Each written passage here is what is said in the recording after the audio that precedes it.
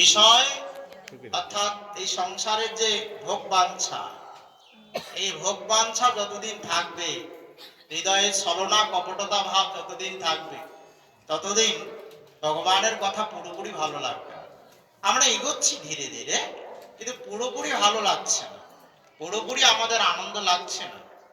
এর কারণ হচ্ছে যে আমরা সম্পূর্ণরূপে ভগবানের পাদপদ্মে শরণাগত এখনো হতে পারি, ভগবানের কাছে শরণাগত হতে পারিনি, গুরু বৈষ্ণবের কাছে শরণাগত হতে পারিনি, তাদের দাসত্ব স্বীকার করিনি। তাদের দাসত্ব স্বীকার না করলে সবকিছু ভালো লাগে। তাদের সঙ্গে সম্বন্ধটা আমাদের এখনো গাঢ় হয়নি। গাঢ় হয়েছে কোথায়? চলে না, শরীর চলে না, কিন্তু স্ত্রী পুত্র পরিবারের জন্য তাদের প্রয়োজনে আমরা সংসারে গাধা হয়েছি। যেদিন ভগবানের সেবার জন্য গাধা হতে পারবো, সেদিন আমাদের জীবন ধন্য। সেদিন আমরা গুরু বৈষ্ণবের শাসন হোক, তাদের স্নেহ হোক, তাদের সেবা হোক, তাদের কথা হোক, আমাদের সবটাই ভালো লাগে। এই কারণে প্রথমে সম্বন্ধবোধ, ভজন করতে গেলে প্রথমে সম্বন্ধবোধের প্রয়োজন। সম্বন্ধ জানিয়া ভজিতে ভজিতে অভিমান হোক।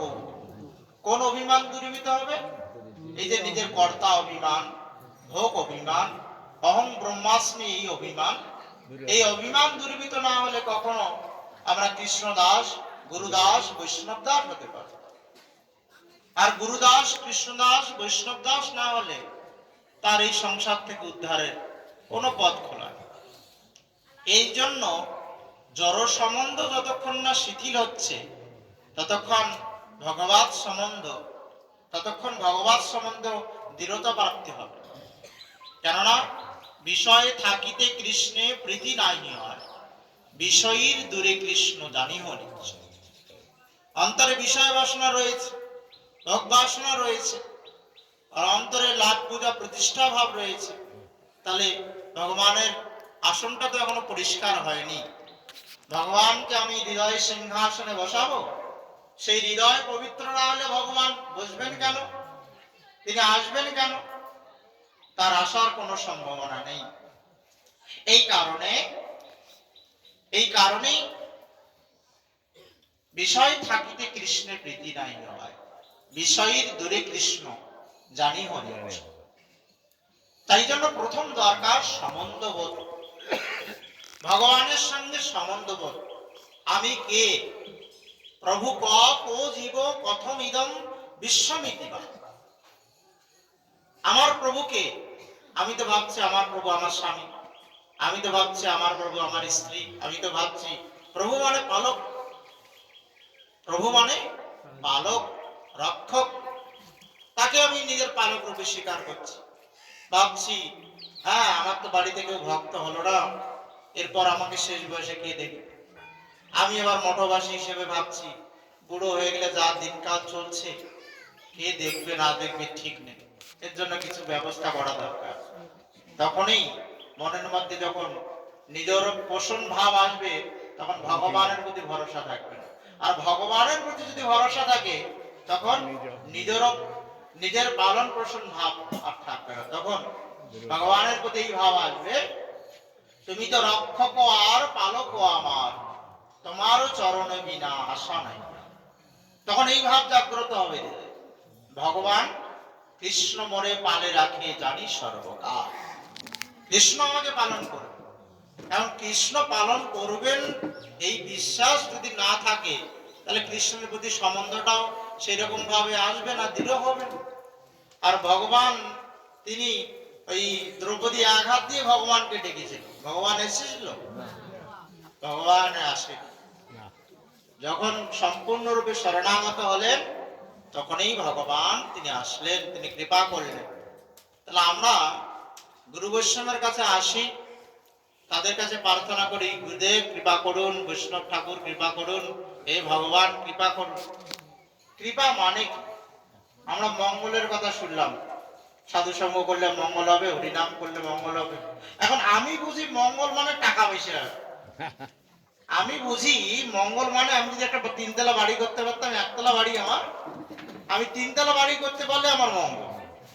আমার 1 লাখ টাকা আছে, যদি 1 কোটি টাকা হয় আমার, তাহলে সব দিক থেকে মঙ্গল। যা বিপদ আসবে টাকার জোরে সব একদম দূর করে দেবে।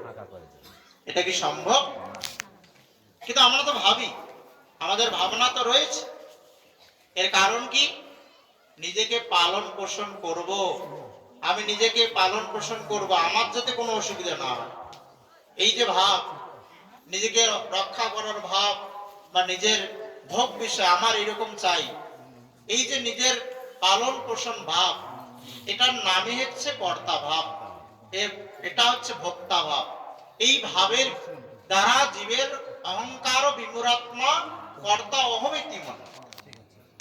এই ভাব অহংকার, জড় অহংকার থাকার কারণে আমি দেহটাকে আমি মনে করছি, দেহ সম্বন্ধীয় বস্তুকে আমার মনে করছি, এবং তার দ্বারা তাদেরকে পালন পোষণ করার যে ভাব, সেই ভাবটার জন্য আমার যে অভিমান, জড় অভিমান, ভোক্তা অভিমান বা কর্তা অভিমান, সেই অভিমান আমাকে ভগবানের কাছে মাথা নত করতে দিচ্ছে। আমরা অহংকারের কথা শুনছিলাম, দম্ভ বা অহংকার। এই অহংকার দ্বারা কখনো ভগবানকে পাওয়া যায়। ভগবানের এক নাম কি? দর্পহারী। ভগবান কারো অহংকার রাখেননি। কার অহংকার রাখেছেন ভগবান? ভগবান কারো অহংকার রাখেন না। ব্রহ্মার অহংকার রেখেছেন, না ইন্দ্রের অহংকার রেখেছেন, না ভক্ত নারদ তার অহংকার রেখেছেন। সর্বশ্রেষ্ঠ যে গোপীগণ, তাদের অহংকারে ভগবান ডাকেন। তার ঊর্ধ্বে রাধারানী, তার অহংকারে ভগবান ডাকেন। তাহলে দেখুন, হৃদয়ে বিন্দুমাত্র অভিমান যদি থাকে, জড় অহংকার যদি থাকে, তাহলেও ভগবান তাকে কৃপা করবেন না, গ্রহণ করবেন না, যতক্ষণ না তার অভিমান বা অহংকার বিদরিত হয়। এই জন্য জড় অভিমান বা এটাকে বলা হয় কপটতা বা ছলনা। আমি নই, আমি কৃষ্ণদাস, কিন্তু আমি নিজেকে ভাবছি আমি রাজা। আমি কৃষ্ণদাস, এটা না ভেবে আমি ভাবছি আমি এর পিতা, ওর পুত্র, ওর স্বামী, ওর স্ত্রী, নিজেকে এইরকম জড় অভিমান করছি। এই জড় অভিমান বা কপটতা থাকার দরুন আমি কখনোই ভগবত কৃপা লাভ করতে পারব না। এই কারণে ধর্ম সংজ্ঞা দিতে গিয়ে ভাগবত বলছেন, ধর্ম প্রজ্জিত কৈতবত্র পরম নির্মৎসরণাংশতা। ধর্ম প্রজ্জিত কৈতবত, কৈতব মানে কপটতা বা ছলনা। এই কপটতা বা ছলনা কি কি? যে ধর্ম, অর্থ, কাম, মোক্ষ, বাঞ্ছা, অর্থাৎ সোজা কথায় কামনা বাসনা বা ভোগ। অজ্ঞান তমের নাম কহিয়ে কৈতব, ধর্ম, অর্থ, মোক্ষ, বাঞ্ছা আদি এই সব। তার মধ্যে মোক্ষ বাঞ্ছা কৈতব প্রধান, যাহা হইতে কৃষ্ণ ভক্তি হয় অন্তর্ধান। সংসারে আমি নিজে ভালো থাকবো বা ধর্ম, ধর্ম মানে আমি জীবন যাপন করছি, সৎ জীবন যাপন করছি অর্থের জন্য। অর্থ হলে কি হবে? আমার এই সংসারে আমি যা চাই, আমার ইন্দ্র যা চায়, সেগুলো আমি খুব সুন্দরভাবে ভোগাদি করতে পারবো, ব্যবস্থা করতে পারবো। এবং এর থেকে যদি কেউ উপরন্তি পেতে চায়, না সংসারটা দুঃখালয়ম, সংসার থেকে উদ্ধার হওয়ার জন্য আমি তপস্যা ধ্যান আদি করব, দান ধ্যান করব, তার দ্বারা যদি আমার এই সংসার থেকে উত্তীর্ণ হতে পারি, তাহলে আমার আর জীবনে দুঃখ থাকবে। কিন্তু এই চারটাই হচ্ছে কপটতা বা ছলনা।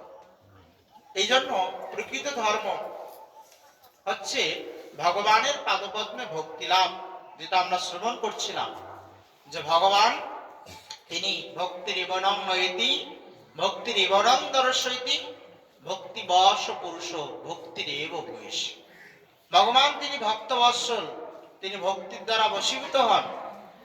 এই কারণে ভগবানের প্রতি প্রীতি বা ভগবানের প্রতি প্রেম, সেটাই হচ্ছে জীবনের চরম লক্ষ্য। সেই প্রাপ্তি হচ্ছে জীবনের চরম প্রাপ্তি। মহাপ্রভু